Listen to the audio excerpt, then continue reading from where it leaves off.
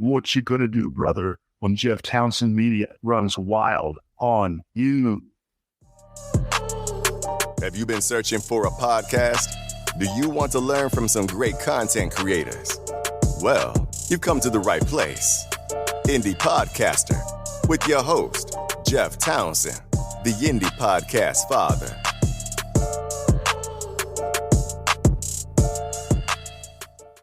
All right. This is Jeff Townsend. Thank you for checking out another episode of Indie Podcaster.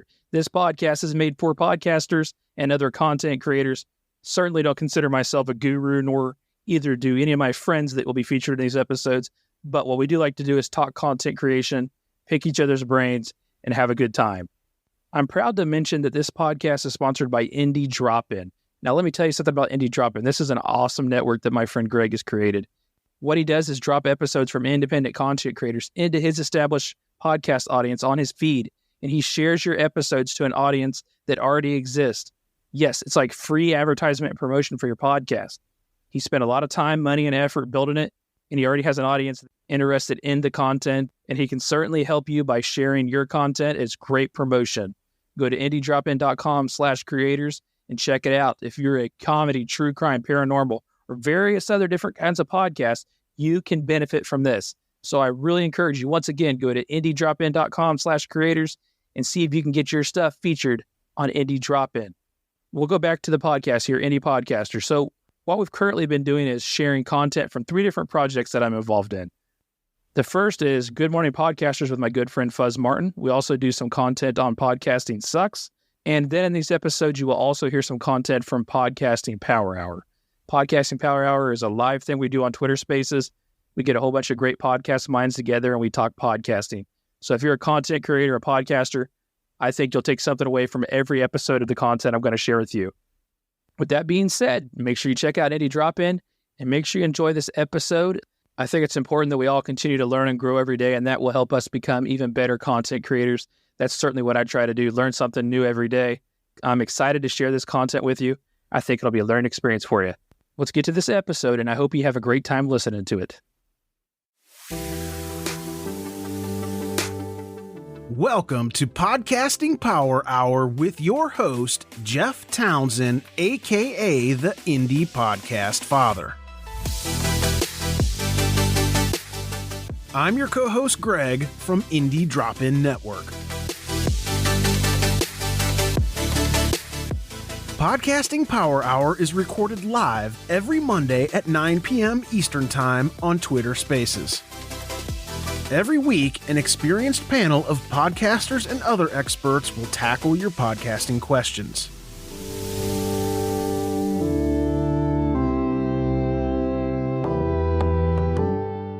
Special guests on the panel today: Fuzz Martin, CSO at Epic Creative; Ariel Nissenblatt, founder of Earbuds Podcast Collective and community manager at Squadcast FM; Jim Mallard, host of The Mallard Report; Jennifer Furbo, founder and CEO of J-Vision Advertising; Tanner Campbell, host of Good Morning Podcasters; Ken Ramberg and JJ Ramberg from Good Pods. We will, of course, put links to all of our guests and any relevant information in the show notes. All right, let's get this party started.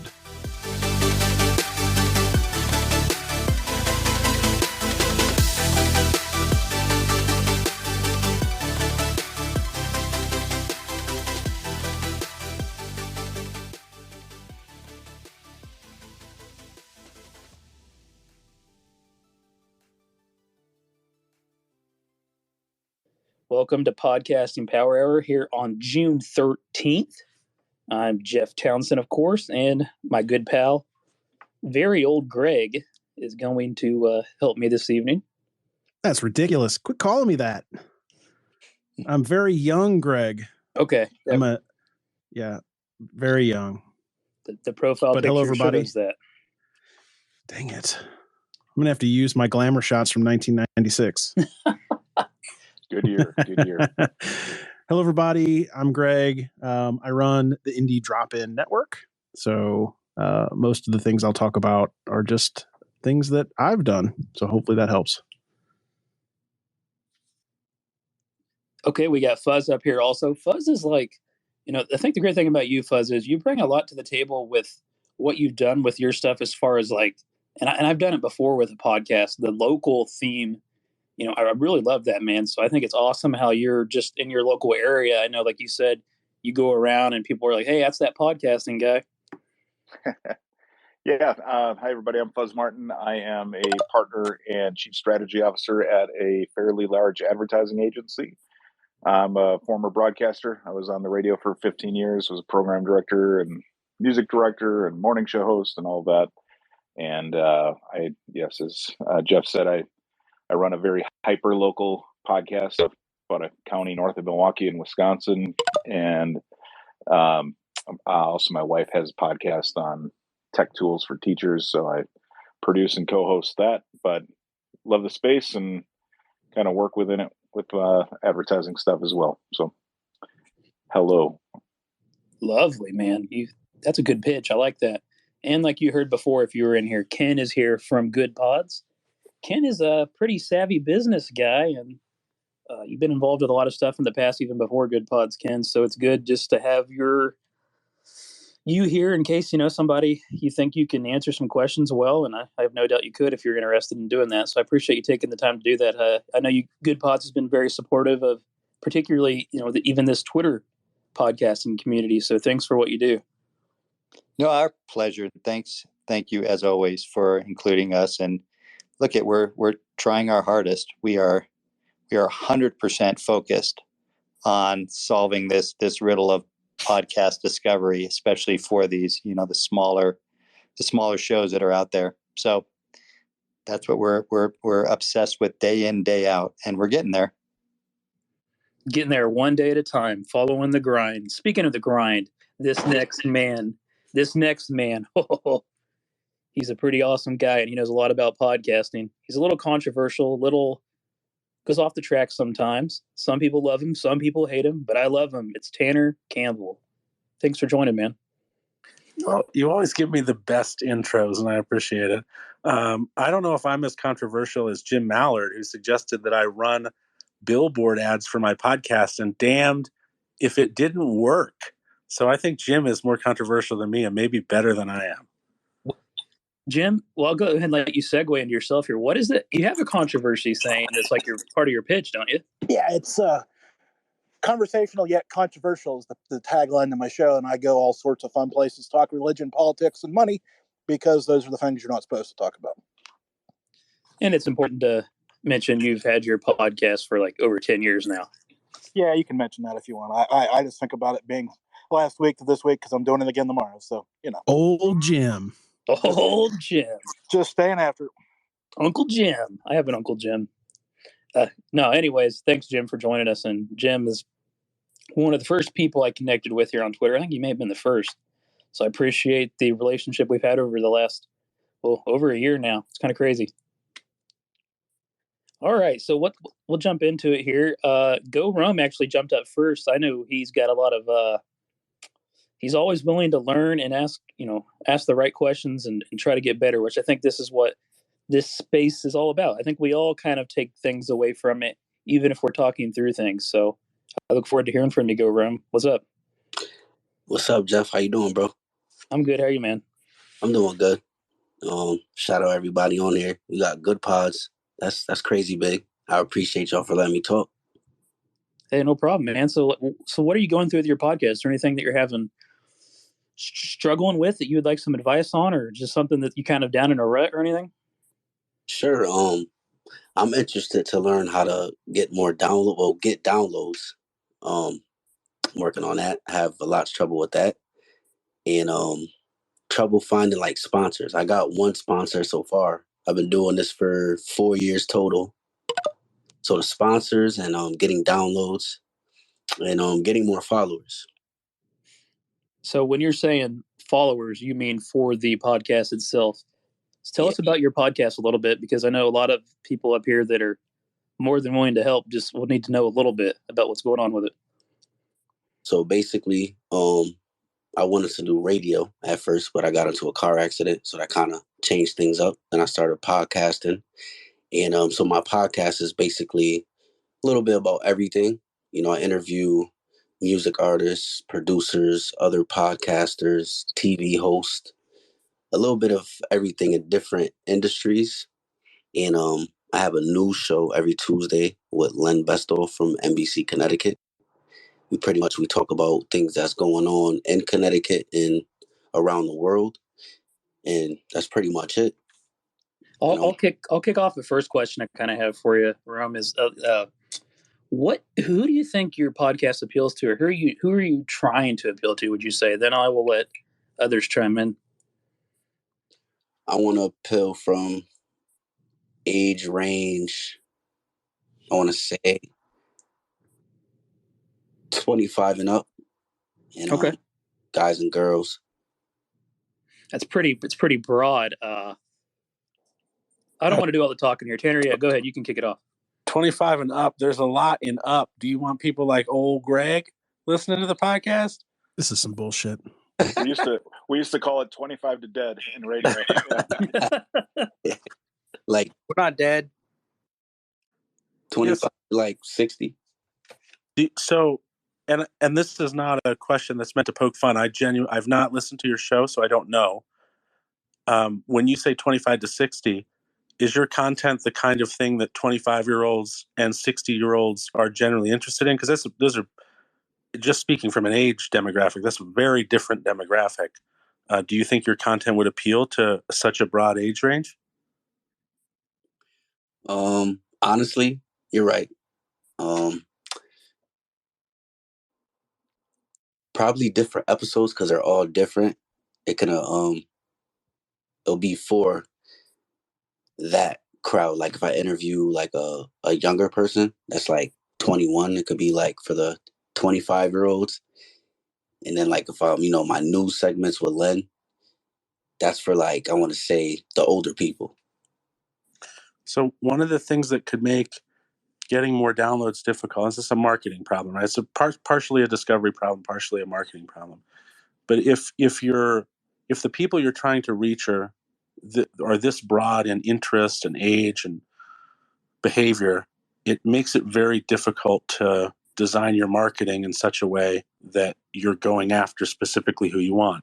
So if I tried to create an ad for 25 to 35-year-olds who were single mothers, for example, that's something I'd have a really easy time targeting with my marketing, as opposed to if I said I'd like to try to attract people from 25 to 85 who maybe have kids or maybe don't have kids and like rap and they like classical rock, and they like, you see what happens. The broader the focus gets, the less specific your marketing can get, and the less specific your marketing is, the less utility your marketing has. Which sounds like, maybe because you said you've been doing this for 4 years and you're having a hard time growing, that might be what's happening. Are you afraid to? And I hate to overuse the term because everybody says it all the time, but are you afraid to niche down? Are you afraid to get more specific? No, I'm willing to do whatever, to grow. Go ahead, Jen. Then we can get Jen going here. I know she does this exact thing for some pretty good clients for a living. So, Jen, go ahead. Uncle Jim, your hand's up. I feel like he's about to contradict Tanner. No, that's okay. That's good. No, I'm not actually. I'm just going to say it's very hard because I'm in the anti-niche game myself because I've ran the gamut of different topics and all sorts of things. But at the end of the day, I kind of spin back to paranormal as kind of the home base for everything. And that kind of lets me have somewhere to market, even though that isn't necessarily my market. So you've got to maybe it's Connecticut. And that's kind of where when you're trying to draw in sponsors, you've got to have that right hook that sells them whatever you want to sell and then do the other on top of it. Jim, what did you do when you first started? Was it by far more paranormal? Oh, by far it was paranormal, ghost hunters like exclusively, and then it kind so of. So that's how you built your following. Yeah. You kind of built off of there. No, I got you. So you were a little bit more consistent, especially when you first started. Yeah, when I first started, and then as it kind of grew, I kind of took a chance, and then well, I kind of exploded and kind of got as you kind of referenced Tanner earlier, getting off the tracks, and then kind of came back, and now I kind of, I don't want to say bounce it out, but it's definitely more balanced than it was for a while. Gotcha. Jen, go ahead. I know this is your area of expertise here. He's talking about marketing, and he's got a broad thing that he's trying to do now. It's challenging. Hello, everyone. I'm a little late today, but here I am. Actually, I do know Go Rum. We actually did a interview a while back. Yep. Go Rum. Yes, we did. He interviewed me in his podcast. And one of the things that you should know that in your podcast, like everyone else is telling you, from 25 to 60 is too broad, definitely too broad. Even for advertising, we try to narrow it down into different pieces. So you need to break it down into different type of personas that you're trying to attract. Once you break it down that way, it will be easier for you to make changes on where you want to focus. And once you find that specific focus, that's what is going to be your niche more specifically. I don't know if that answers your question or if it's something that you have done before. Have you break it down that way so you can narrow it down? No, I'm going to definitely try that, what you guys are saying. I'm going to try to narrow it down. Okay, great. Thank you guys for real good advice. You're welcome. And like I said, it doesn't mean you have to stay 100% whatever. Just be 65, 70% whatever for a while and suck that market down and then get back to 60, 55. And I think then people go with you on that journal. Just my 2 cents. And then, of course, as we all age, you will be able to target. I mean, pretty soon you'll be able to target Greg in like the 85 plus. So I was about to say that. I'm just looking at your cover art, and I'm saying use your cool factor while you're cool, because it leaves quick. The one thing you can do, I'm just kind of buzzing through your episodes here just while I'm listening to everybody's advice, and I think that's perfect. One thing you could do immediately is, because you probably have interviews scheduled, you probably have stuff going on.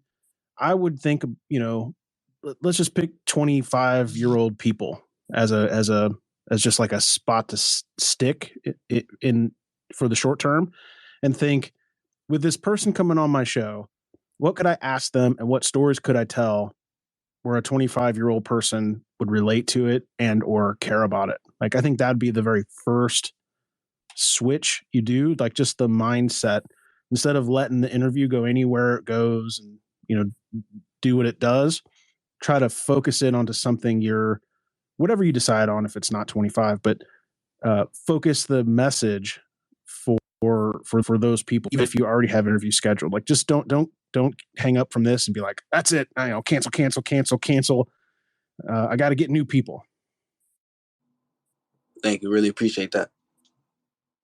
Ken or Fuzz, do you have anything to add to this? I know I'm assuming, Ken, most people that go on to a podcasting app are more likely to listen to a genre that they went in there to listen to in the first place. So this definitely makes sense what we're hearing for sure. No, I think it's been great advice so far. Nothing really to add. Fuzz. Yeah, I would just say, I would just say that the Mayor McFuzz. Rome, how old are you, if you don't mind me asking? I'm 29. 29. Okay, so I work with a number of people in the social media space, and thinking of Facebook's for old people now, which it used to never be, but Facebook's for old people, and Instagram's kind of that mid range, and Instagram Reels and TikTok is kind of younger, but they're more older, millennial and younger Gen X people like me, or younger baby boomers like Greg, kind of dabbling and such.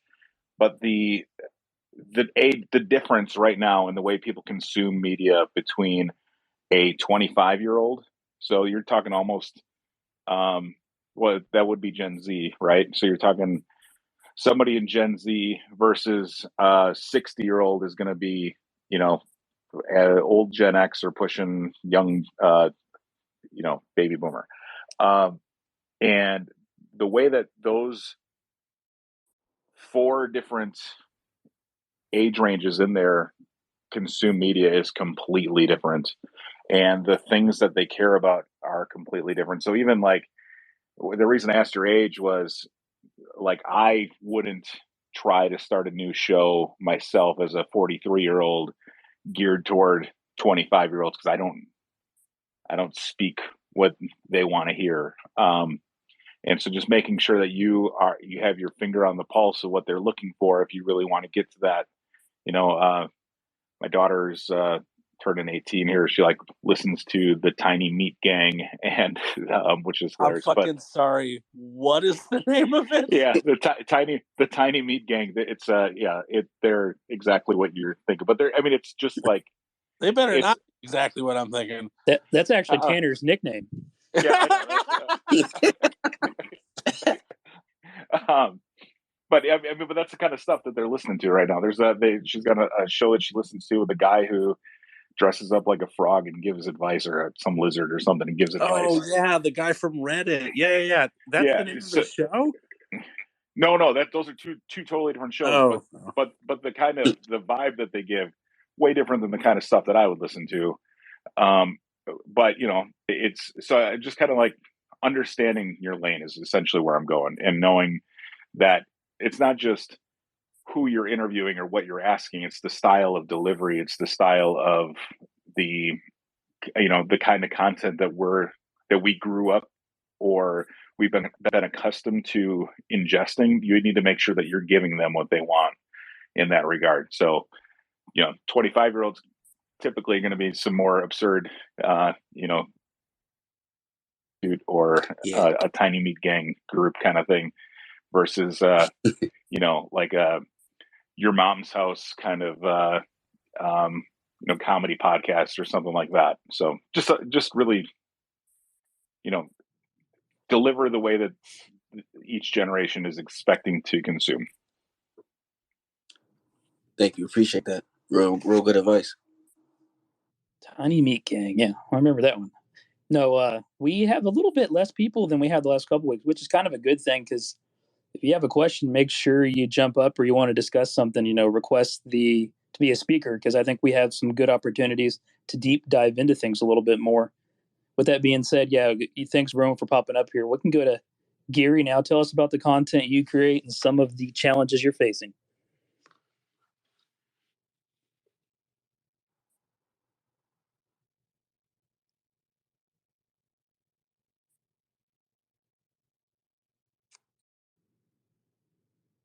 Can you guys hear me? Yeah, we've got you. Yeah, we can hear you. I think Gary's having a hard time with his mic. Yeah, Gary, it says you're muted. Looking at your bio here, it says you're going on America's Got Talent. Mr. Gary, are you there? No, in the meantime, if anybody else wants to speak, go ahead and request. I know we have a lot of the regulars in here.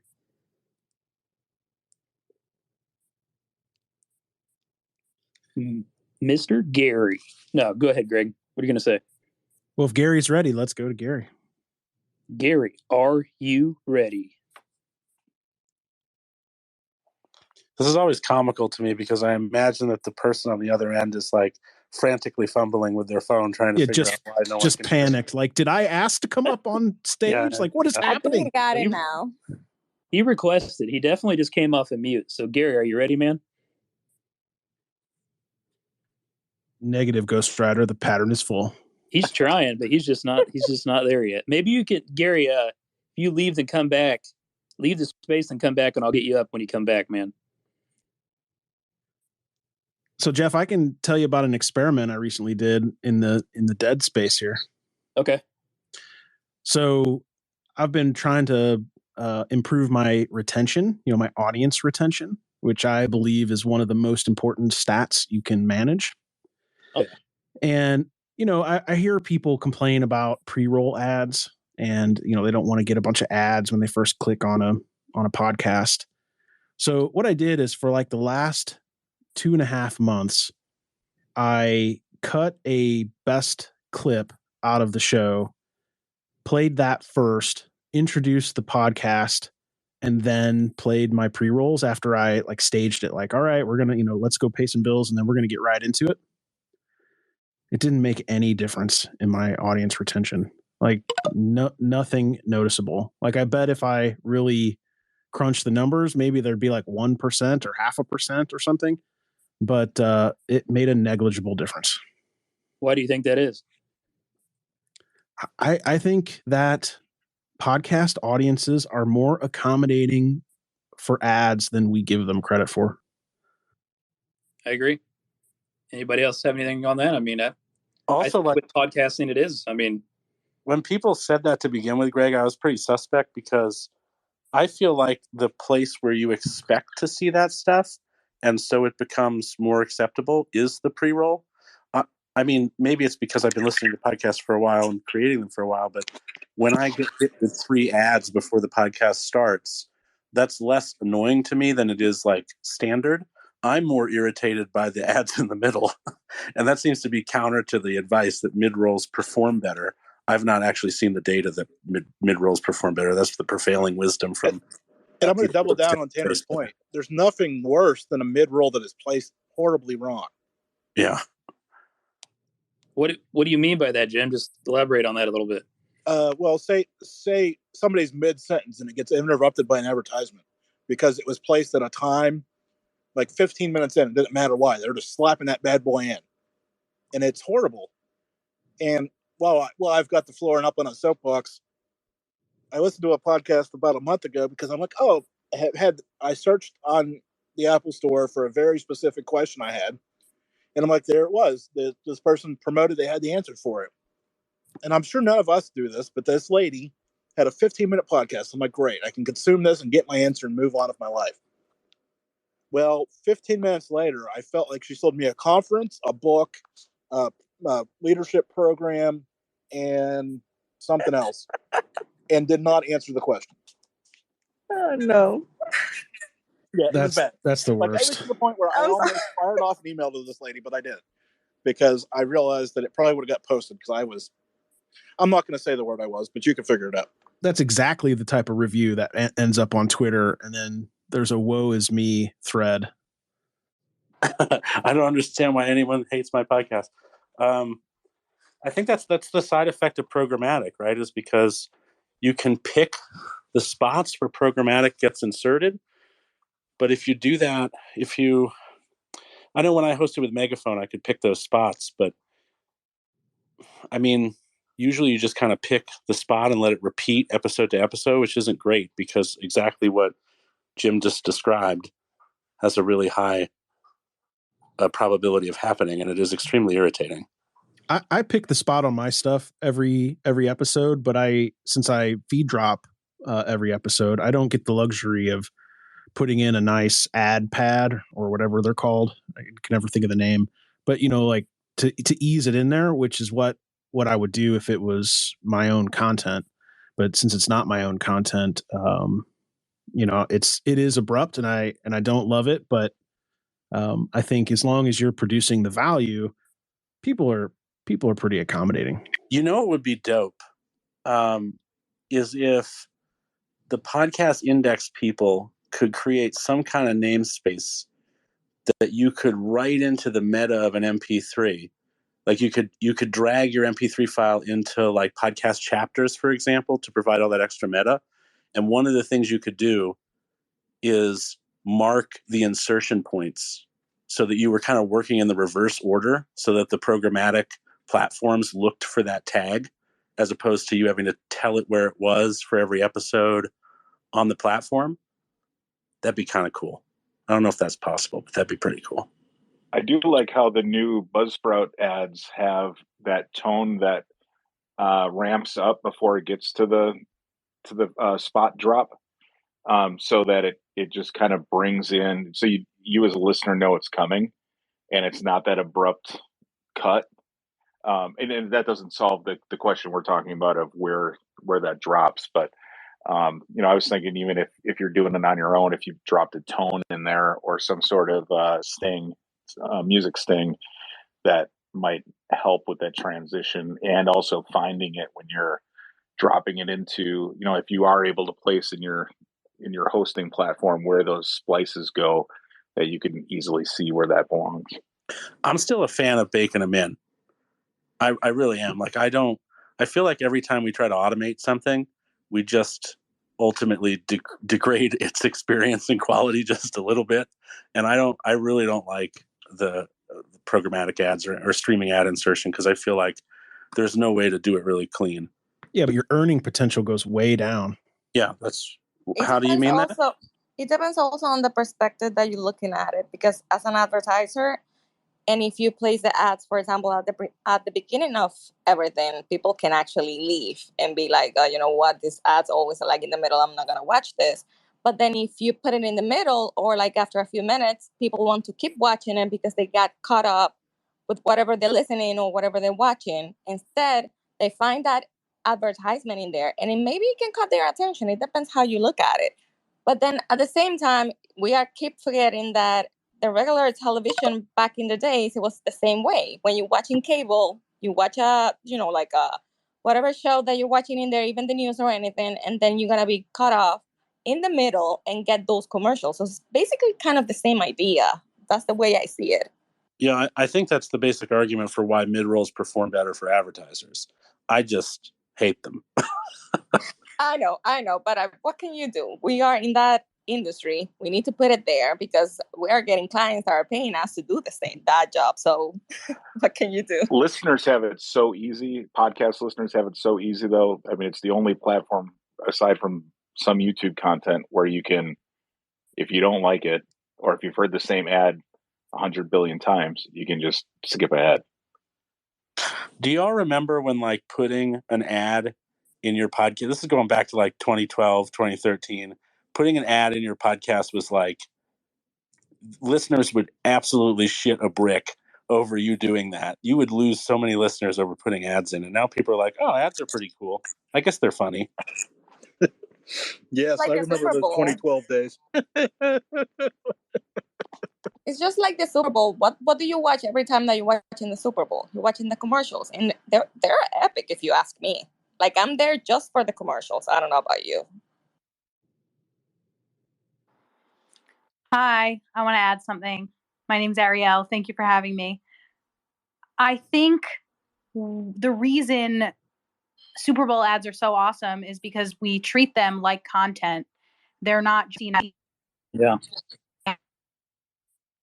and the podcasters who do the best job with their advertising are the ones that make stories out of the ads. And of course, you have to have the flexibility there to be doing host read ads. But a really great example is the podcast Dead Eyes with Connor Ratliff. He does an amazing job talking about Casper Mattress, and he tells a personal story, relates it to the overall goal of the show. You're invested in the ad just as you are in the story. Another example is Malcolm Gladwell does an amazing job incorporating story into ads. And these are produced segments. It takes a while to come up with that writing, but it is worth it. And I would bet you that their conversion rates are pretty high. I agree. I think I listen to a lot of Jim Cornette stuff, and the ads may go on for like minutes, but it's just personable. And you're like, after you hear it, you're like, damn, I stumped you. That. Ads rock. Yeah. No, I agree. I think when I listen to them, like sometimes on some podcasts, they're long when they throw in the stories and all that. But afterwards, I am like, damn, I gotta check this out. Definitely makes a difference. So if you want to come up and ask anything about podcasting or content creation, or talk about content creation or podcasting, go ahead and request to speak. I know that we have the greatest song ever sung up here.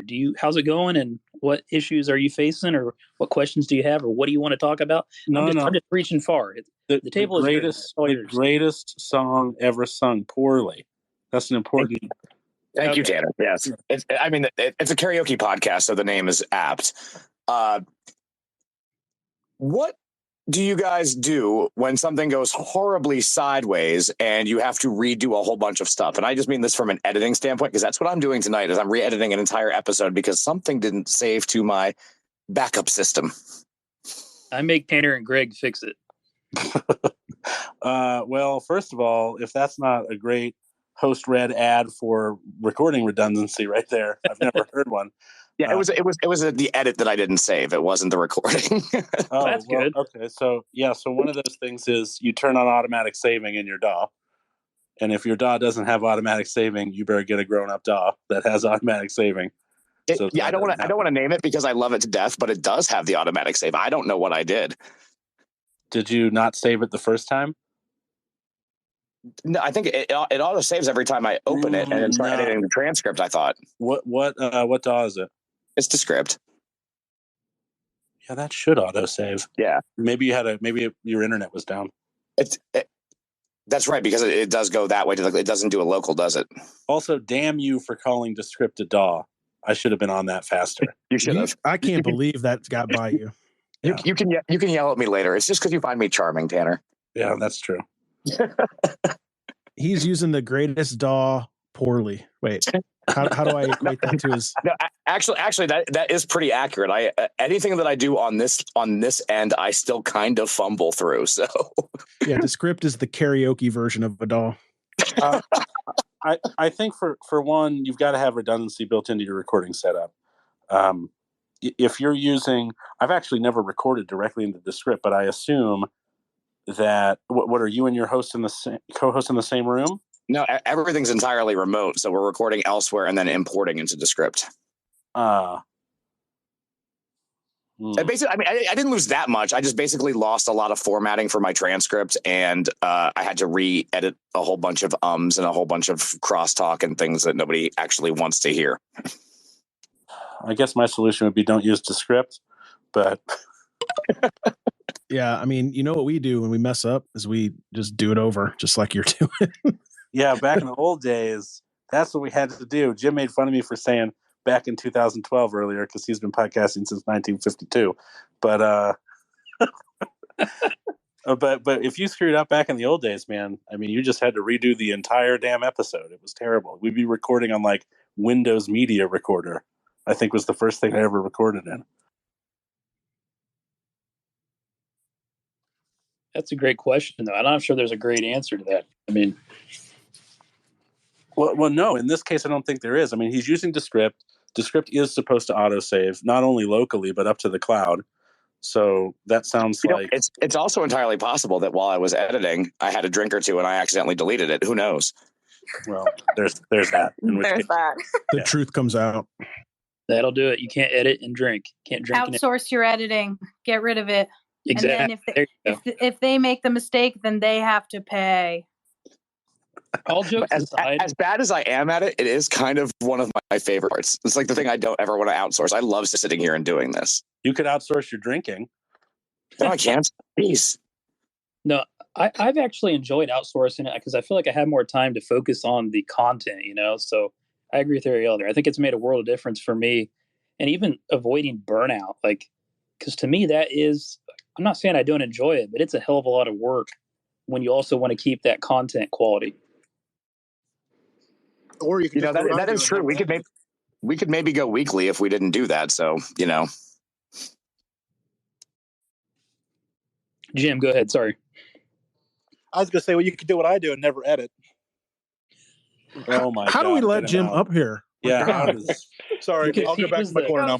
He doesn't care about that. Because he was the first podcaster ever. That's why he's up here.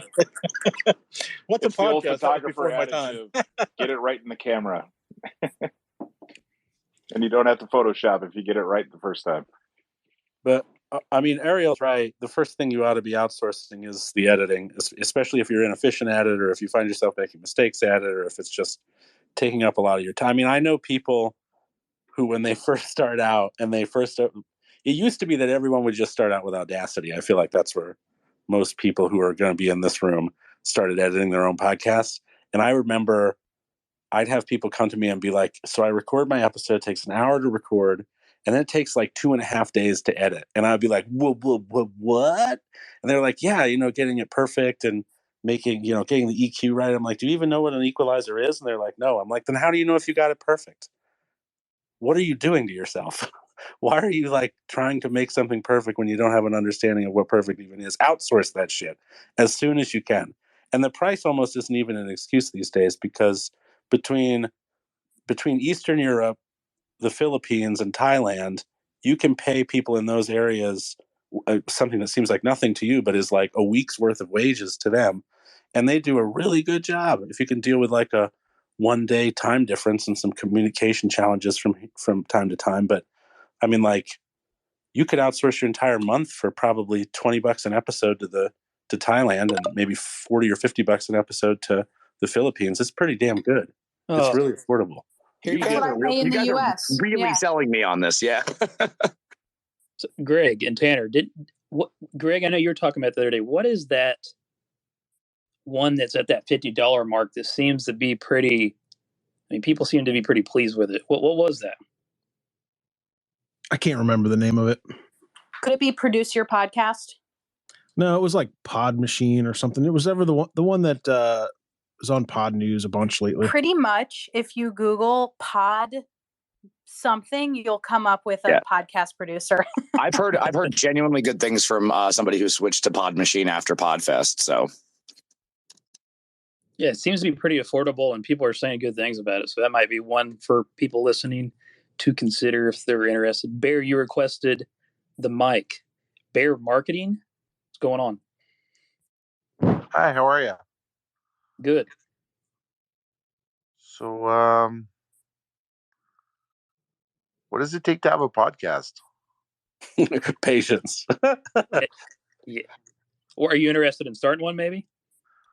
I don't know. I have a lot to talk about, but I don't think I have a good voice. Like, greatest song ever sung. I mean, that guy's got a voice for podcasting. I don't have a voice for podcasting, and I manage to get through every week. Yeah. I do have a face for it as well. I would disagree with you here, Bear. I think you have an interesting voice. Sounds better than probably half of ours. Can I hit you with my questions, Bear? Go ahead. Hit him. Okay. First up, if somebody could find my tweet on this, that would be great. I have a list of, 40 or so questions you should ask yourself when you're at this stage. First is, why do you want to make a podcast? What is your goal? Do you want to have a co-host? Is it going to be weekly? Are you going to outsource your music? Are you going to outsource your editing? I could go on all day. There are a ton of questions to ask yourself, but I think the most important one is, why a podcast over a blog? Why a podcast over a YouTube channel? Why a podcast over not having a podcast at all? Dang. Hit it, Ariel. Why? And you don't have to answer those right now. No. I mean, at all. okay. So hold on a second. Well, over a blog because I don't want to write. Yeah, writing sucks. Over a YouTube video. I don't know. I just want to be in my underwear. And what was the other question? Are you going to have a co-host? Is it going to be weekly? Is it going to be, edited? All these questions. And, they don't have to be answered now, but just down the line, considerations for you. I think a co-host would be good. What would your podcast be about, Bear? It's sort of a unique concept. I want to make stupid people less stupid. This is America. That is a unique concept. How would you go about doing that? I don't know. I mean, normally when I try, I get blocked and ejected from the spaces. So I would have to think of something that people would want to listen to. I mean, I think that people don't resist change; they just resist being changed.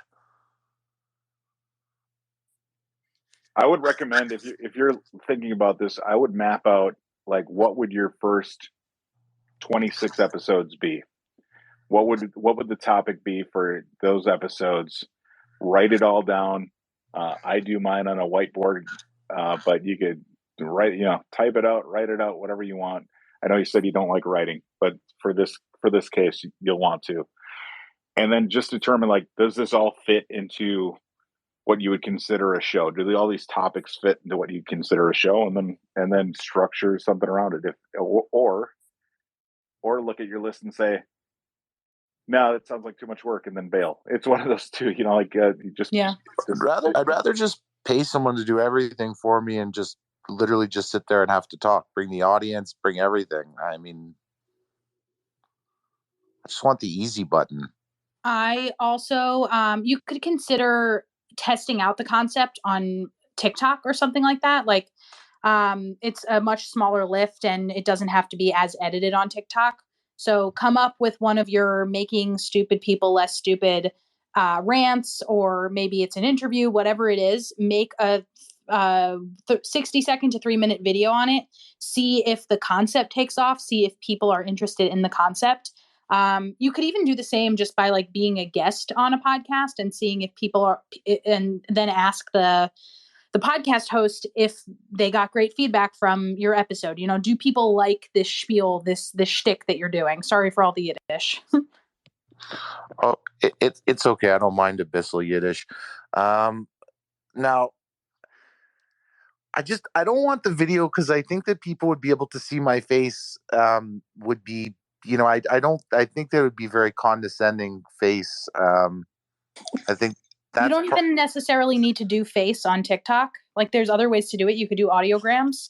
But the only reason I say this is because I think a lot of people start podcasts and think that it's going to take off, which is why I'm asking you so many questions. It's, you know, I want you to be prepared that it's a lot of work and you might not see a return right away, which is why Fuzz Martin suggested writing out your season and having a plan, and within that plan, building in some marketing and some actually, how am I going to reach people into it so that you're not just making it and then nobody's coming to your show.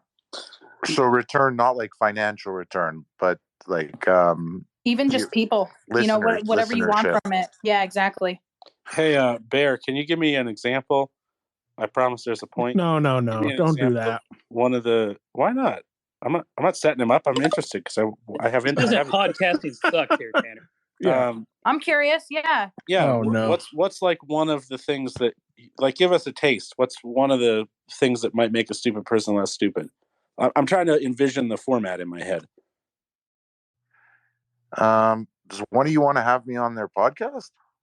I'm trying to envision like your approach to it. Well, I mean, actually, what he just said is probably a better way to go about it in the early days, to try to be on other people's podcasts. But try to answer the question though, Bear, because the answer to that question might be yes for some of us, depending on, you know, what you say right now. Because some of us have shows where that might work, and some of us don't. I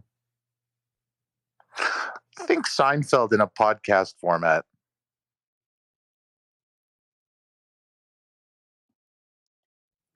So like you would do a whole back and forth, like, oh, think about this thing that happened, and then do a scene. I'm worried about getting my idea stolen. No one's stealing your idea. It sounds like too much work. Hey, Bear, there's a podcast you should listen to. It's called Dumb People with Terrible Ideas. It is truly fantastic. That might be me. It is a truly fantastic editing experience. Like, just the whole listening experience is great. The guy has a super deep voice. He does a great job with production work, but it's kind of got that flavor of what you're talking about right now. And don't steal his deal, but if you listen to the format of his show and the kind of topics that he touches on, that might be something that fits in line and might give you some structure or a skeleton of what your potential show might look like. And what about just being a professional guest, like just touring the podcast scene? You got to have something to offer, really. Yeah. So I think the best thing for you to do, Bear, to get started in like what is the podcast scene is get subscribed. This is my spiel that I always do, so get ready. And sorry for the folks who have heard it a million times. Subscribe to all the podcast newsletters out there, both podcast recommendation newsletters and podcast industry newsletters. You'll learn what other podcasts are out there so that you can find out which shows you might want to pitch yourself to be a guest on. And there's also some directories that you'll learn about, like podcastguests.com or podmatch.io. I think it's IO. Or if you search the phrase be a podcast guest, you'll find tons of places where you can sign up, usually for free, to be on a database that people will look for guests, and they might be looking exactly for you. So I would just subscribe to all those newsletters so that you are plugged into the space, so that you know what's going on, and then you can see how to insert yourself. Are there any podcast consultants or you're talking to them right now? Podcast agents? Yeah. Ariel is one. I'm one. There are a lot of us. So I could just hire one of you to get me on podcasts. Oh well, Technically, yeah, but not. You have to see. You have to find the right fit for you. You have to make sure that the person that you're hiring has connections in the space that you want to be a guest on. So it sounds like you want to be on comedy shows. So you would look for somebody who has inroads in the podcast comedy scene and knows you well enough that they could pitch you and wants to pitch you. So lots of different things to consider. So I should interview with podcast agents. Yeah.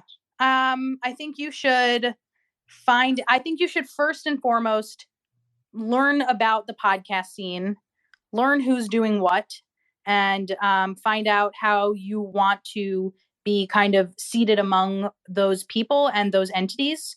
And then from there, maybe you want to hire somebody. Maybe you can do it yourself. That is definitely a possibility, is making lists on your own. There's some really great tools where you can find podcasts that you might want to be on. One of them is rephonic.com. You can search for podcasts. And if you go to rephonic.com/graph, you can see podcasts that are in similar veins, and they have this really cool interactive web feature. So you can search like your favorite comedy podcasts and then see what other podcasts are listed nearby.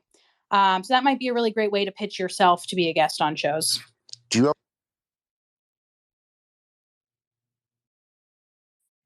Cutting out, Bear. Do you have a podcast? Most of the people here do, yeah. Yeah. So, like, just take for example the one person is speaking now, Ariel. What's your podcast? It's a podcast recommendation podcast. It's a podcast recommendation podcast. Sure is. So people listen to your podcast to find out what type of podcast they'd be interested in listening to? That is the hope. Yeah, Bear, one of the things you're missing maybe because you're not steeped in the space because you're just starting. So of course that's the case. I don't even know if I'm even just starting. Yeah, one of the issues in podcasting is that just discovery is difficult to such an extent that Ariel would have a popular show aiding people in discovering interesting shows to listen to. It's actually a really good show, Ariel, by the way. Thanks. Aww. She's like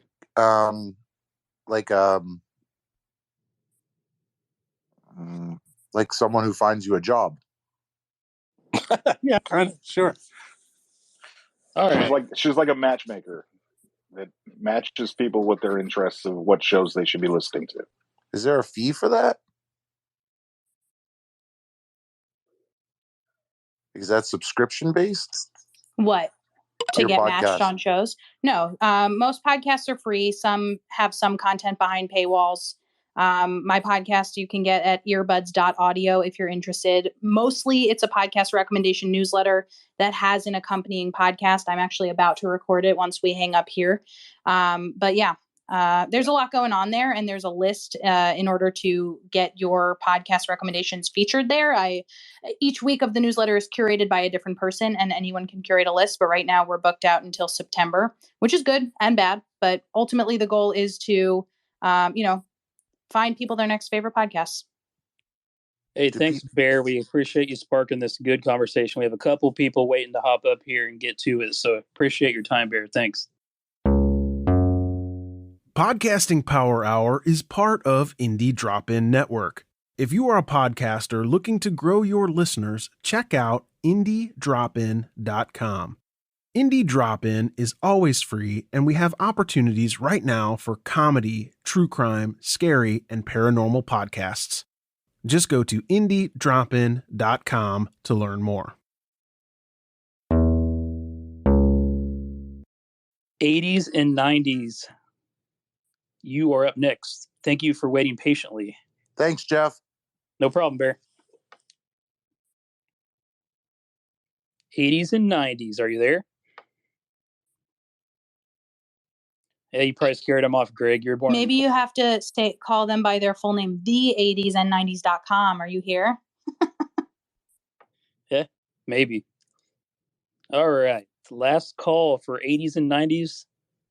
All right, let's go to Jacking Around. Jack Ingram.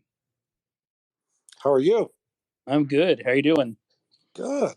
Is this the Jack Ingram? No, this isn't the Jack Ingram. Okay. That guy I just left in Austin. Okay. Just got back from taping an episode with him and just picked up another podcast, flying to Nashville tomorrow for a big songwriter there we're going to do. And I was so Chartable. So we've been fortunate enough to where I produce Jack's show.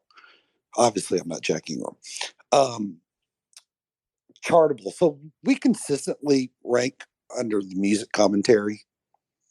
But I'm looking at these Chartable rankings. I'm just like, look, out of the millions of or hundreds of thousands of podcasts out there, there's no way we're consistently ranking top 20, 30, 40. You know what I'm saying? Like, how does that work when it comes to Chartable? You probably are. Chartable does a lot of work to make sure that their rankings reflect reality. And if that's where you're charting, if you want to check against it, you could use, Ariel mentioned Rephonic a minute ago at rephonic.com.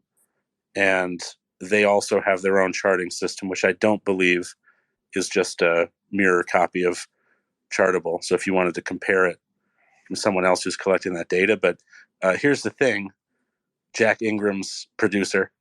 Matt is my name, sorry. Matt. Most podcasts are so abysmal at marketing themselves, and frankly, most podcasts are terribly underproduced from a quality perspective standpoint, that it is probably really likely that you're ranking in the top 40 of the music category. And to reinforce that a little bit, I have a Stoicism podcast called Practical Stoicism. I have marketed it never, not once, except for just 3 days ago. I put it on a billboard, which is the first marketing I've ever done for it. And it is already in the top 20 of philosophy podcasts. And I've never marketed it.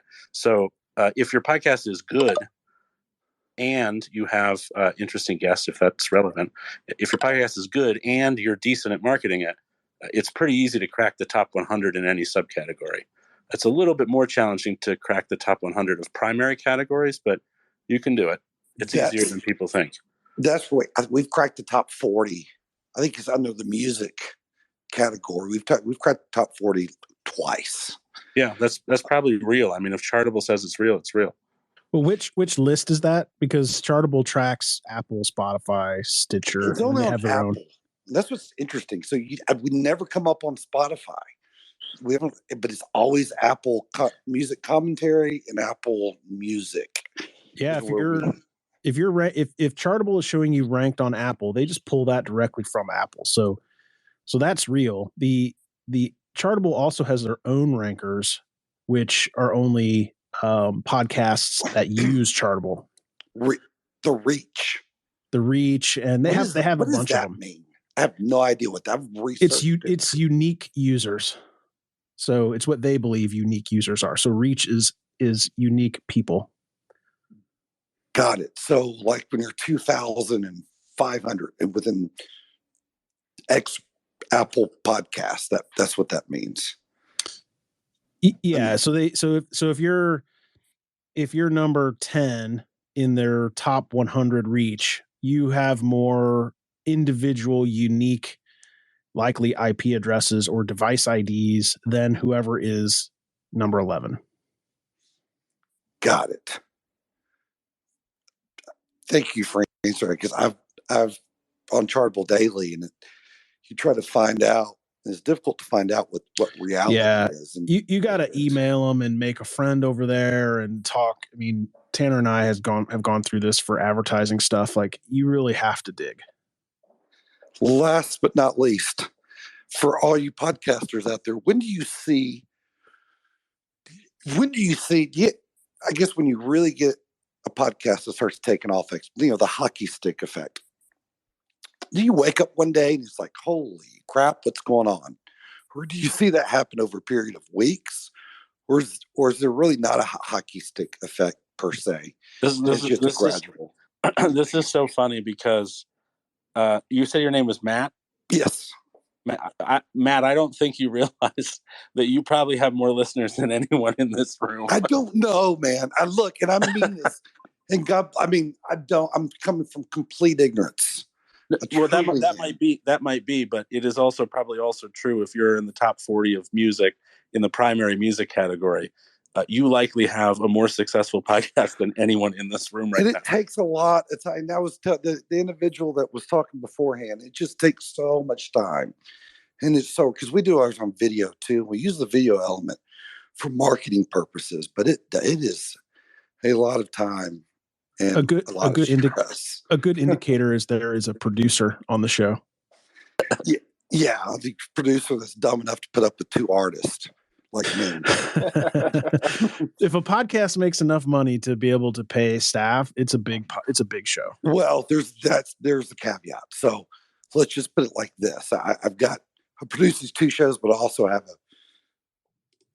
a paycheck job too. I mean, it's excuse me, it's in its infancy, but man, there's some investment involved in time more so than anything.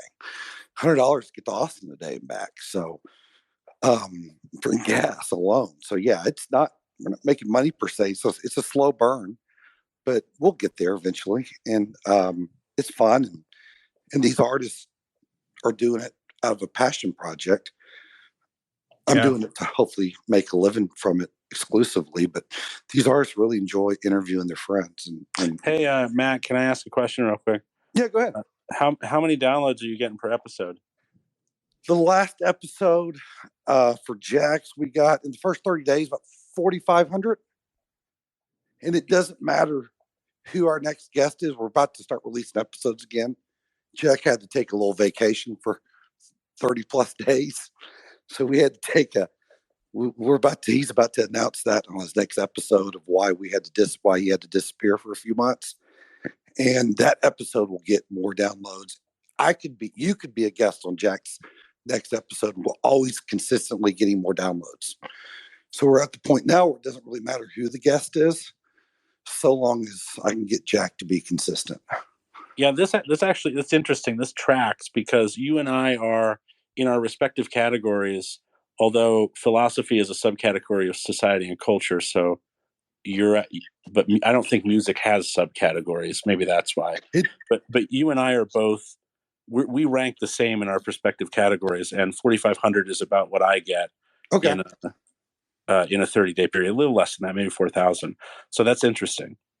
Yeah, man. So it's just fascinating to hear y'all's feedback, and I appreciate all the responses, because a lot of this information I've researched endlessly on the internet, especially when it comes to Chartable, and even about the exponential growth. I just can't find it.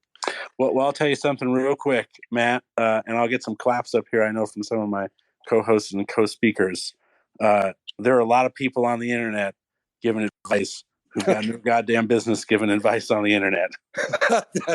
And you know what? It is hard to sort through the BS. And I really enjoyed the podcast movement, or podcast. We're going to be in Dallas. It was Nashville last year, Dallas this year. And that's really was very beneficial for me to attend last year. But I was really in the infancy of it. And this year's a little bit different. Well, so we'll see you in Dallas, because I think a lot of us will be there. Go ahead, Greg. Sorry. So let's talk a little bit about the question, right? Real quick. So is there a hockey stick phenomenon? I would say that I think it does exist, but like any sort of media, it's like when lightning strikes. It has not happened to me. Like, this is my 4th or 5th show. I've got 4 or 5. I've got 4 current shows, and I've shut down 2 shows, so 6 shows in total. And I've had to claw for every listener that I've ever gotten. And I know that some people, have easier experiences. And then they'll probably get on here and go, all you got to do is just make great content and the listeners will find you. Right. They'll say something like that, which to me drives me absolutely crazy. But yeah, the other thing to keep in mind is that the Apple podcast ranker has nothing to do with downloads. So, what does that have to do with? That's the $1 million question. It's follows, and Ariel might remember this better than me, but it's it's follows in a certain time period and listens. Is it listens? Real-time listens? Or no, it's retention. Yeah, it's how many people come back. It's what percentage of completion an episode gets. That's it. And then new followers. And how many new people are following. Yeah. So downloads, there might be some correlations there, but it's not actual number of downloads. It's a big complicated formula is what I hear you saying. Yes, and the last, by the way, please never, everyone in this room, don't ever go to listen notes and think you're in the top 3% of podcasts, all right? Stop doing that. Good advice. Thank you. And putting it into your decks. Right. Yeah, well, hey, you know what? I get it when they put it into the deck. Me too. So do whatever you need. Social proof is great. We love concrete numbers. I appreciate the feedback. I really do. And I'm certainly going to mark Podcasting Power Hour. This is fantastic. I appreciate all the feedback. I really do. And Matt, just for the record, I interviewed Jack on the radio in like 2007 or 8 or 9. Which station? It's WBWI out of the Milwaukee market. Yeah, that was probably there when he set the Guinness Book of World Records, the most radio interviews in 24 hours. It very well could have been. It was. That was. We were just talking about that a few weeks ago. It's 24 hours. Well, then I guess he won't remember me. Just kidding. No, keep up the good work, man. That's great, man. What radio station were you with again? It was WBWI. It's in the Milwaukee market, and I left there like 11 years ago. So it's been a long time. I'll tell Jack. That's funny. Yeah, man, thanks for the feedback. I really do appreciate it, guys.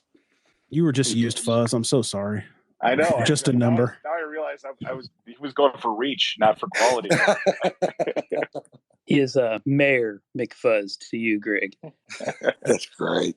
No, thanks, though. I think that a lot of us have had that, like, I know for me, like, there's a lot of all shit moments, but it is really, like, the retention part that's difficult, right? I think we've all had episodes that I know I've had a guest on that had a podcast then in the Apple top 5 overall, and I saw a shit ton, but the challenge really is trying to get those people to come back, particularly when you do, like, a podcast like mine. It's a lot of interviews, and I think we've all had those moments, though, but it is a challenge keeping it going.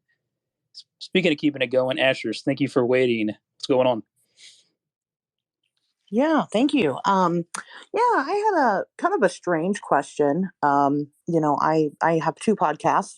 One on Wednesdays, We Talk Weird, and the other Monster Radio. Now, I didn't start podcasting because I necessarily wanted to be a podcaster. I did it because in my line of work, I really don't have a choice but to create content. But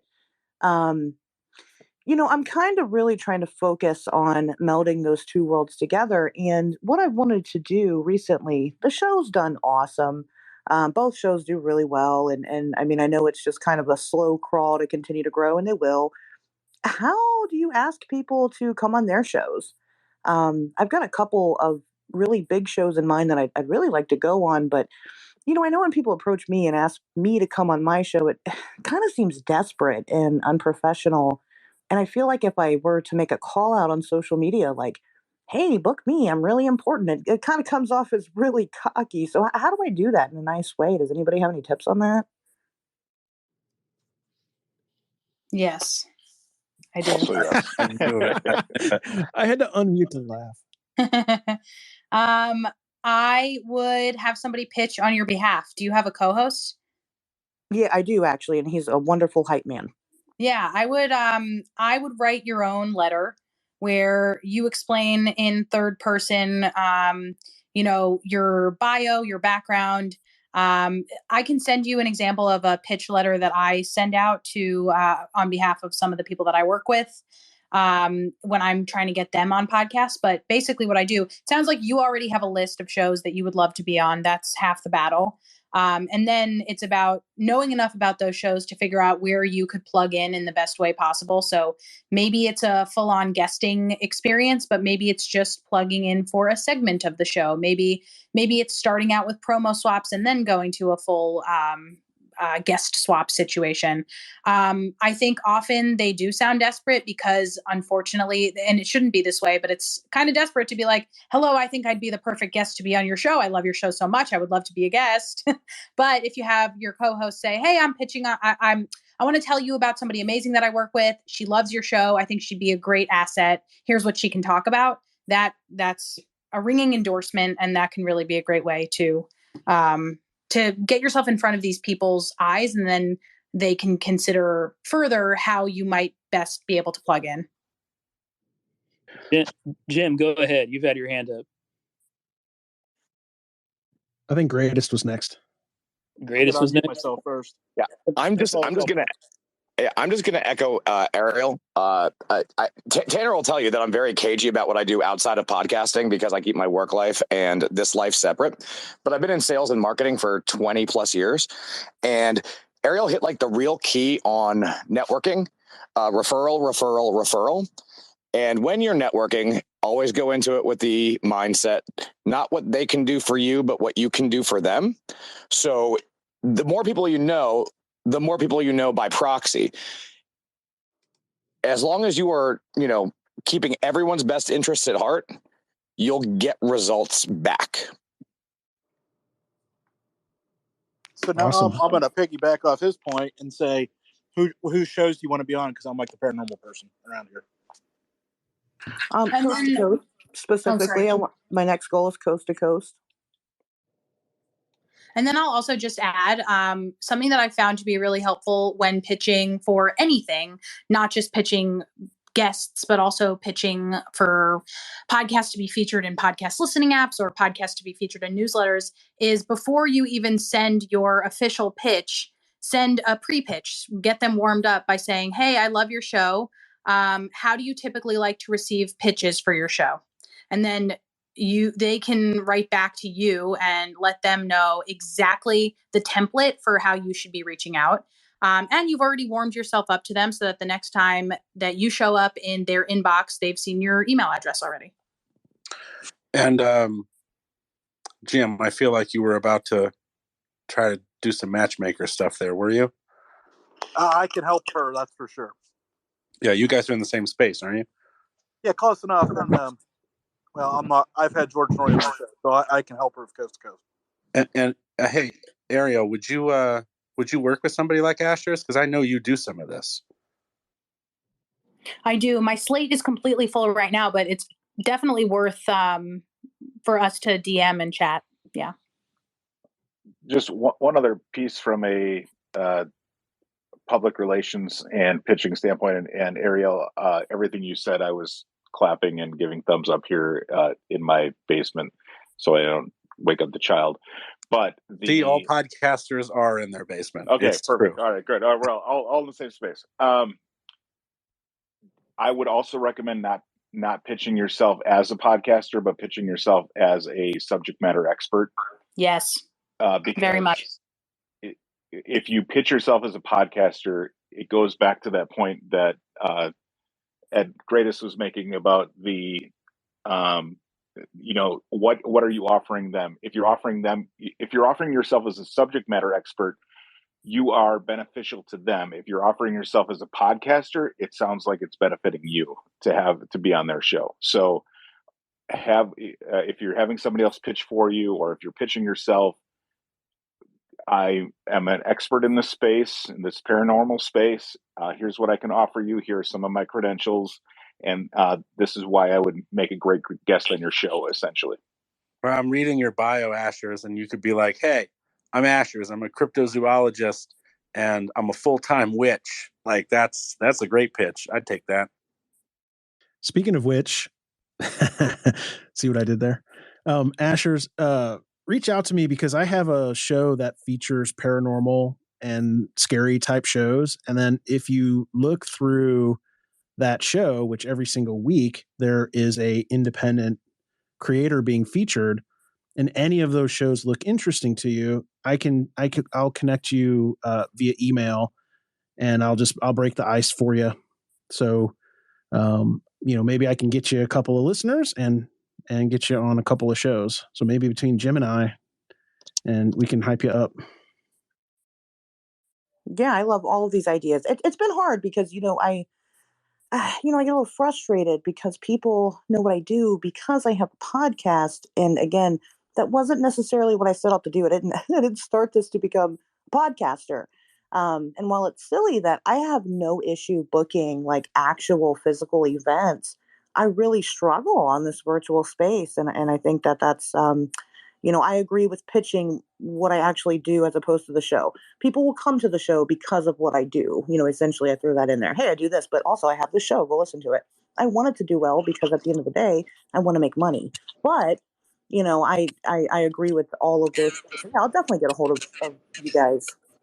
There's a fundamental difference to networking and such like that in a digital space versus an in-person space. And I'm glad that you brought that up. Hold on. Can we just recognize for a minute here that we have a podcaster who wants to make money in the same way as me? Thank God. And I'll just throw this out there. You mentioned earlier looking desperate. Don't throw it out there in social media. Connect with these people via email or LinkedIn or somewhere in the back channel. Don't go out just hoarding, trying to get them via social media straight out the chute. It's not going to work. Although there are exceptions to that, but if they're small. I think for this type of expertise, I think your best bet is a nice tailored email campaign where somebody sends it on your behalf. One way to do that would be to make up an email address and pitch yourself, but just be from somebody else. That is definitely a thing, but I would just have your co-host do it. Ariel, do you work at Listen Notes? Do they do that? No. That just seems like very sneaky. Or either that or Acast. I mean, do you know why I know that? There's a new podcast that just came out that's telling a fiction version of the fact that of this kind of well-known thing that happens in the female startup space, which is that often they don't get taken seriously unless they have a male co-founder. So they'll often make up fake male co-founders. So it's a real thing. That's fucking terrible. What's the name of that podcast? Let me find out. I will tell you in just a second. Okay. It's like if you're going to write romance novels, you need a female sounding pen name. Are you writing romance novels, Greg? You would never know. I'm DB Anderson. I think it's called Co-Founder. Perfect. I'm going to listen to that. Yeah, I listened to the trailer. It's amazing. Back to you, Greg Arena. No, that's I don't have anything else. I said everything I want to say. Yeah, it's from Realm, if you know them. The co-founder. Tanner, you can start a service for that. Co-founder as a service. He can do it on Discord. That is some shit I would do. And you just gave me an idea. That's terrible. Hey, outsource your required male co-founder to me. I'll write some emails. You could take advantage of the system while simultaneously being outraged that you can. Yes, right. You're giving him. Okay, but if you do that, you have to make sure to donate to women's rights organizations, and the money. That's where all the money would go. That's where all the money would go. Ariel's over there punching the sky. Yeah. Tanner, what would we do without you, man? No, that was a great conversation. Thanks, Ashers. We have one more, and like I said, we're doing this every Monday, 9 p.m. Eastern. This is great. We're gonna have time for one more here, and I know you've been waiting patiently. Your little bride, go ahead. Okay, good morning, everyone, or wherever it might be at your time zone. Okay, so I just have two questions basically to ask. And the first one is, do you actually need a social media presence for you to actually excel in podcasting? And the second one is that, is it consistency or content that actually like makes you stand out in podcasting?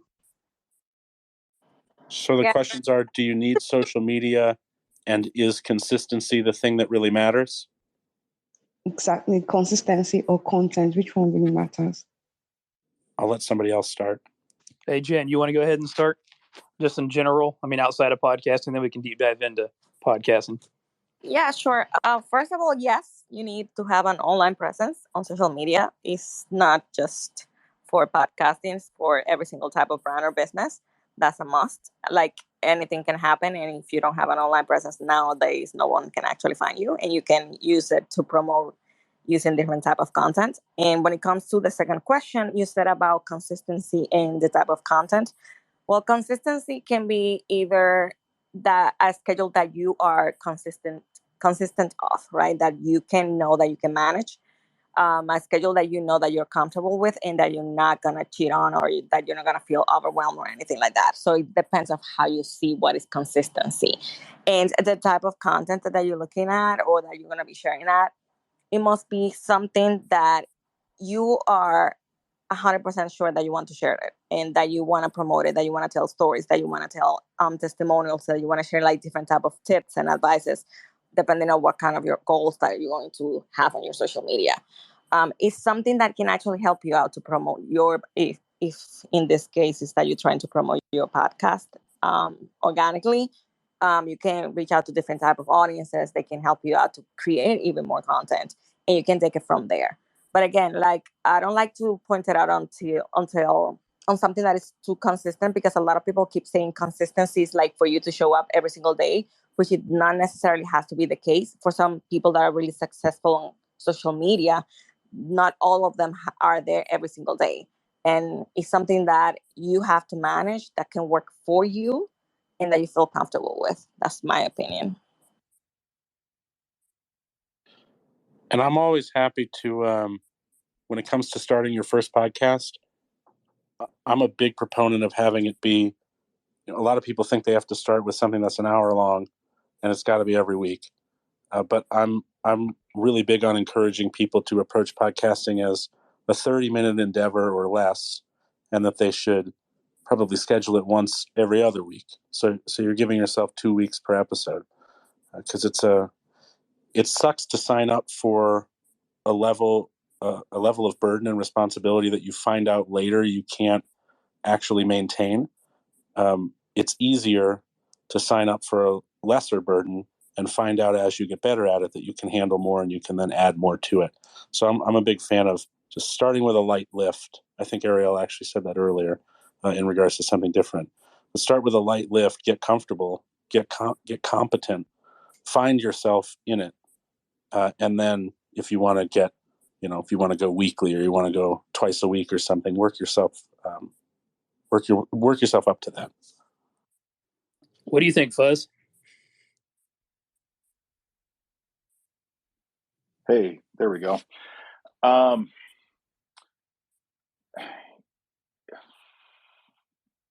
Yeah, you know what? I don't. Not quite sure at the moment. I just had some alarms going off in the basement, so I just ran over to. Oh no! You better get that. Better get that pump running. No, it was. I think. Yeah. Yeah. So I think Ariel had some comments. There you go. I've got some social media thoughts. I just did a presentation on your exact question. So if you go to my timeline and scroll down a bit, it's with Podcast Movement University. I'll try to find the tweet. And I think, Jeff, if you find the tweet, I think you can post it in here to look at. But my answer about social media is yes, I think you need to be on social media. You do not need to be on all social platforms all the time. You don't need to spend that much time on social media. My advice is to grab handles across all social medias and then figure out where you actually want to spend your time on social media. That doesn't mean, where your listeners are, but it's also where do you actually want to be spending your time, because you're going to be spending a lot of time, hopefully, interacting with listeners, thinking about, if you want to find guests, if you want to swap with other people on social media. So if it's Twitter, great. It looks like you already spend some time on Twitter. But if you don't like making TikTok content, you don't have to be on TikTok. Unfortunately, it's very hard to give blanket advice when generally speaking, when we don't know what your podcast is about and where you like to spend your time and, who your audience is. And I think that's a big part of it is like, if your audience is a business leaning audience, LinkedIn is a great place to be. If your audience is a younger generation, TikTok or Instagram is a great place to be. Go ahead, Fuzz. I was just going to go piggyback exactly what you were saying regarding the business side of it. I do have a client who they make backup battery power systems. They have zero social media presence, but they have a very, very strong email list, and they've got tons of downloads each month and people opening the emails and clicking on the podcast episodes because they're an expert in their space. They have a big email list, but they're not doing social media because their clients and their potential customers aren't there for work purposes. So I would just say you're going to need something if it's going to be social. If it's, if your audience is on social media and they ingest social media a ton, then yeah, you're going to need a social media presence. But if you already have lists built up, or if it's a local group of people in your area that you can reach in a different way, then maybe you don't. But in 2022, likely you most likely do, and doesn't need to be every platform, but it's going to need to be the one that your listeners that you want to reach use the most. Yeah, and I want to set JJ up here because I know she's dying to come off the mic to weigh in on this. The reason you need this to be on social in some capacity is because podcasting is a creative medium. Twitter is a platform. Facebook's a platform. TikTok is both a creative medium and a platform.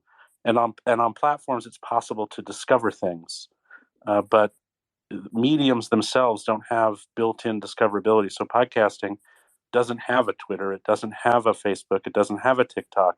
There's no such thing as a scrollable TikTok for podcasting until Good Pod showed up on the screen, which I know JJ is probably going to want to talk about. So go ahead, JJ. Thank you, Tanner. I wasn't expecting that build-up, but hi, everyone. It's so great to be here. Thanks, Jeff and Greg and everyone for doing this.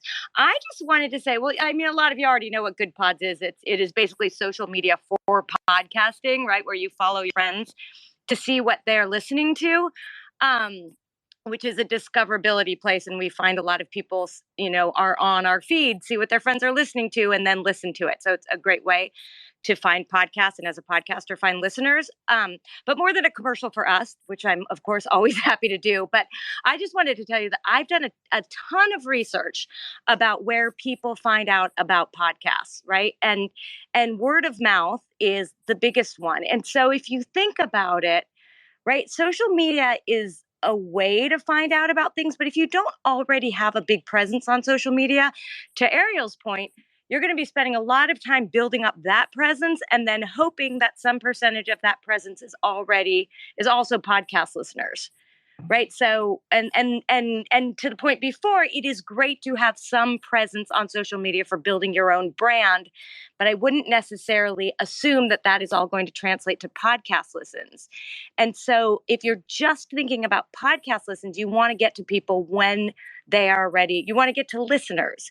And so I would suggest doing things like finding other podcasters who are targeting audiences similar to yours, and then doing swaps on their podcasting, or, in social media, if you have an audience already, or on Good Pods where you can both listen to each other's shows and share with your audience. But I think you have to think about, if you're going after podcast listens, getting podcast listeners and getting them when they're ready to listen.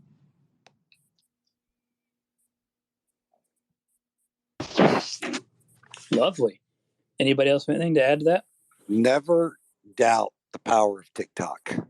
I had no idea I would say this 6 months ago, but if you have a video element, I spend the vast majority of my time on TikTok versus Facebook and Instagram, which I didn't think I'd say that.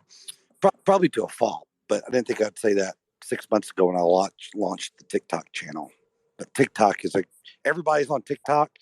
The vast majority of everybody doesn't want to admit it. Hey, you've got your hand up. Go ahead. It was your question after all. You don't have to raise your hand. You can just go for it.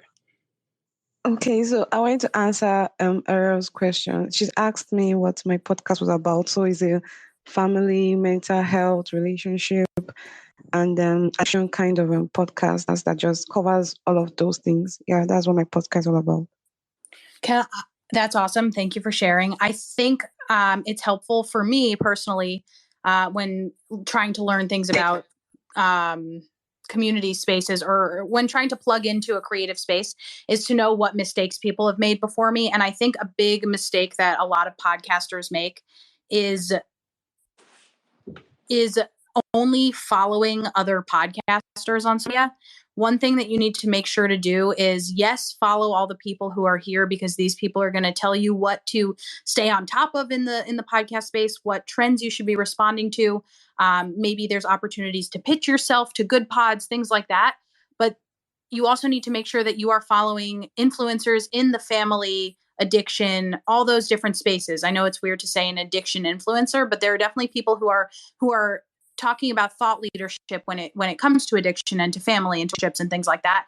And you want to be following those people so that you have fodder to tweet about or to post on Instagram about or to respond to. So like what I spend a lot of time doing is being on Twitter, reading tweets, and then seeing how I'm going to respond to those tweets in order to continue to build myself up as a person who knows things about the podcast space. So I happen to work in podcasting, so it makes sense for me to follow podcasters constantly and podcast companies and softwares and things like that. But if you have a podcast about beluga whales, this is my example forever, I'm going to want to make sure that I'm following podcasts in the beluga whale / marine biology space, but also influencers who have nothing to do with podcasts.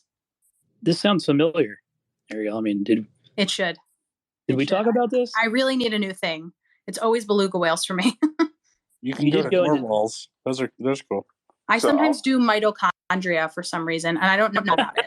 It's the powerhouse of the cell. I knew it. Ariel is just a middle schooler. This week we are sending a group of our social media team members down a path of setting up a list of potential constipation influencers that we can use for a particular brand that we're working with. So, and we will end up hiring these people for a lot of money to promote a certain product. But so there's a niche for everyone, and you can, just again, follow those people, whether it's beluga whales, mitochondria, or constipation. So, Fubs, I have a name. I have a question before we can go any further. Yeah. If they cure themselves, are they out of a job, or is this like a post constipation thing? Like if you cure yourself, because there are because I learned too much about this stuff. There are 33 million Americans who suffer and take medicine for constipation every day. And if you are the one who gets yourself out of that group, you're not even out of the group. Then you're like kind of the preacher, right? Like, this is how I did it.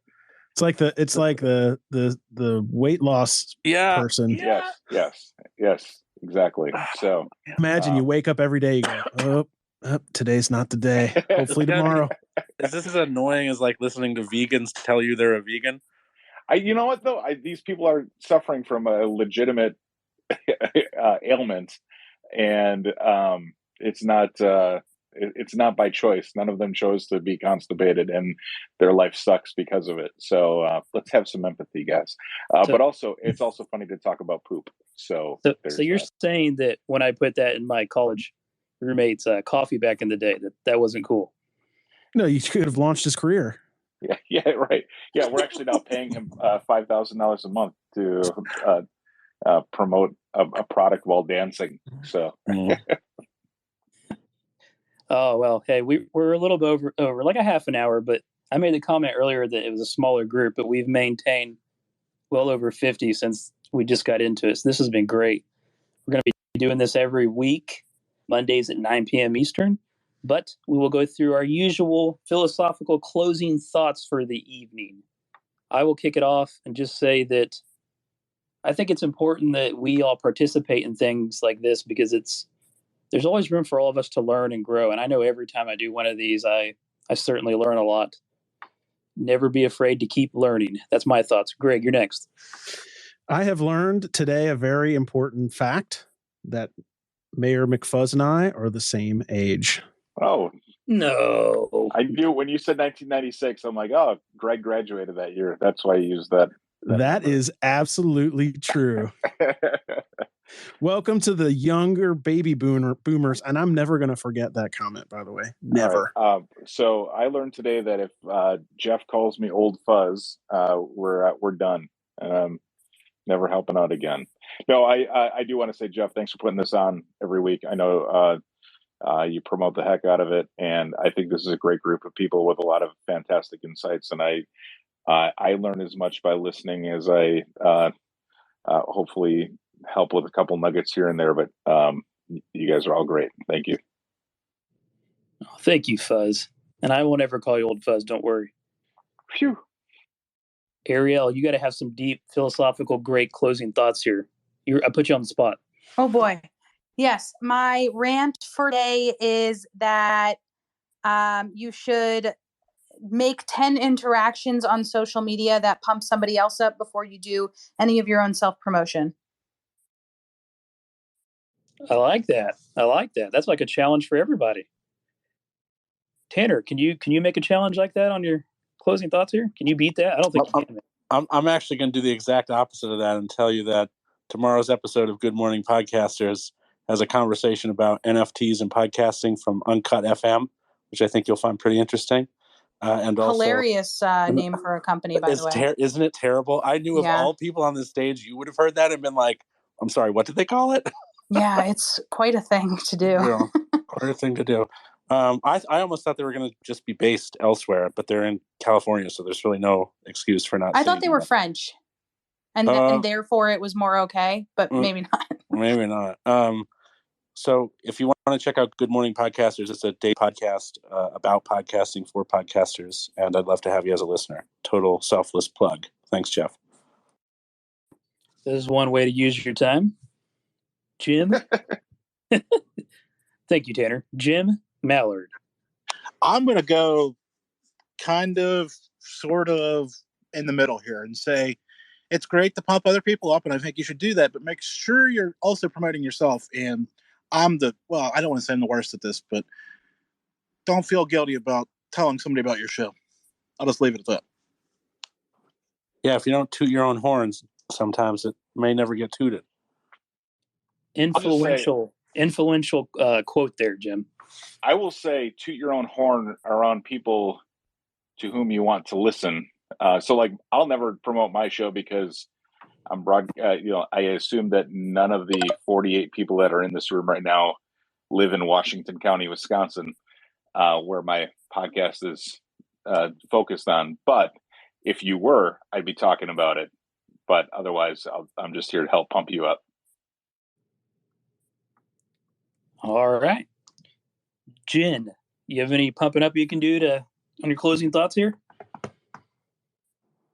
Well, I just want to say that I think I'm the only one in this group that doesn't have a podcast. And guys, you got every single day I listen to each one of you. You're pushing me to try to create one and start talking about advertising in there. But I'm happy to be here and keep learning from you. Well, you're a content creator. I mean, you really are. So you fit right in. We love having you. Thank you, Jen. JJ, you joined late, but you're going to have the privilege here of the closing thoughts for this whole evening. Oh, wow. All right. That's a lot of pressure. You know what my thought is? Keep showing up. We started in the podcasting world a couple of years ago. Didn't know anybody. And, you go to these things and you're a little bit shy because you don't know anyone. And the next time you go to something, you recognize someone a little bit more. And now I come onto this thing and I see all these people who I call my real friends. And so for all of you who are just starting out in this world, I just say keep showing up because it's such a nice, incredibly helpful group of people. And I come from TV, which is an entirely different industry, right? And I really feel supported by all the people in this community, and I feel very excited to support them all. So keep on coming.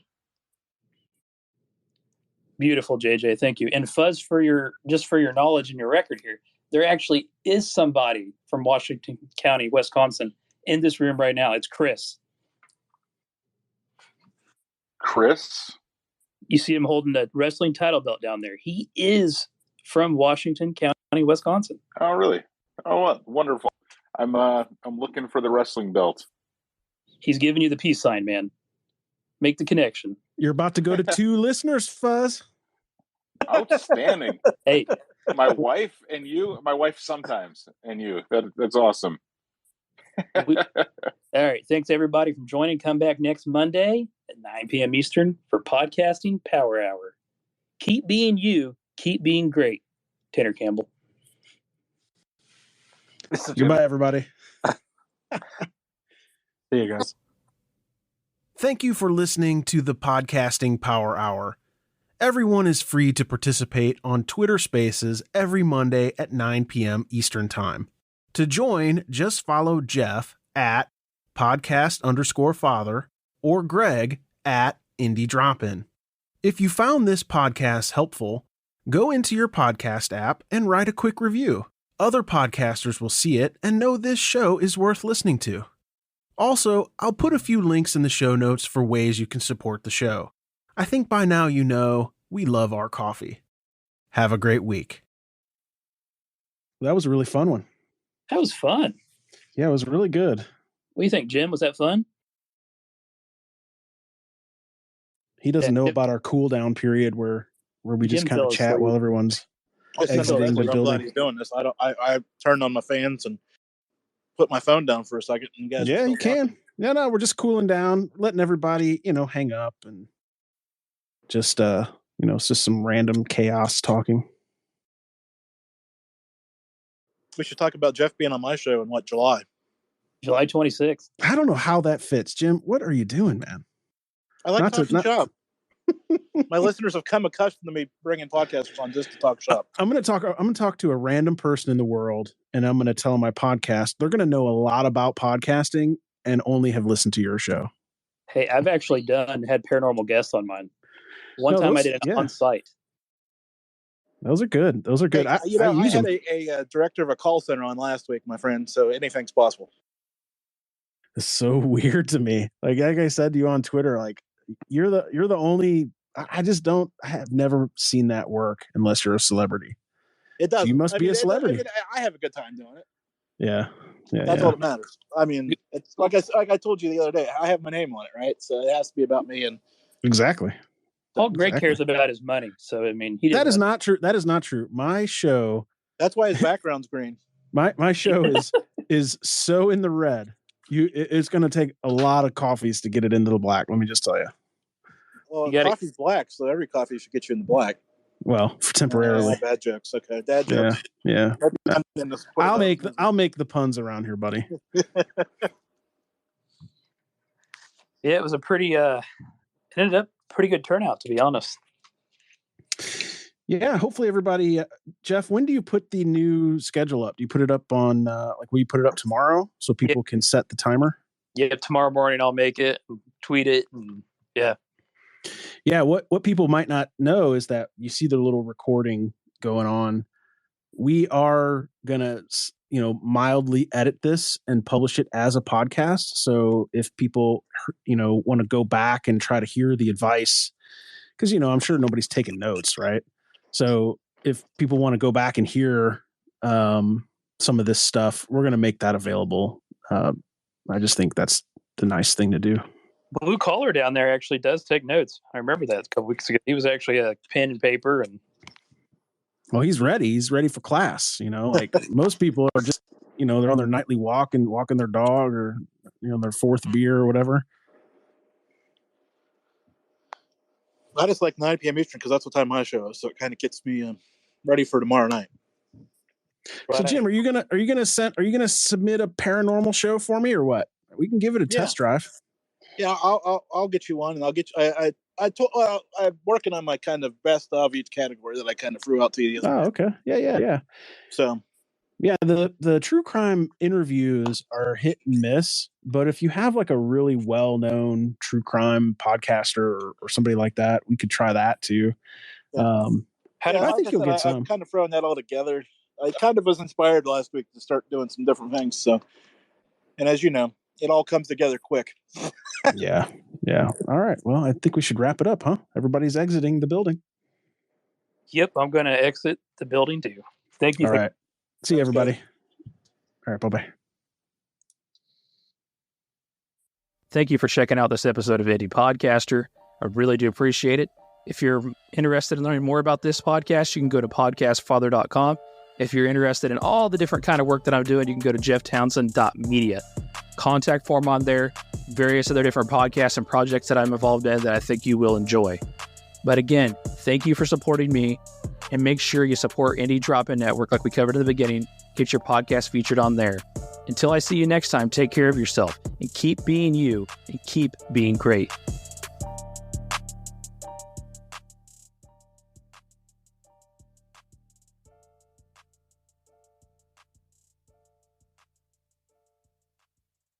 Jeff Townsend Media. CG, good night.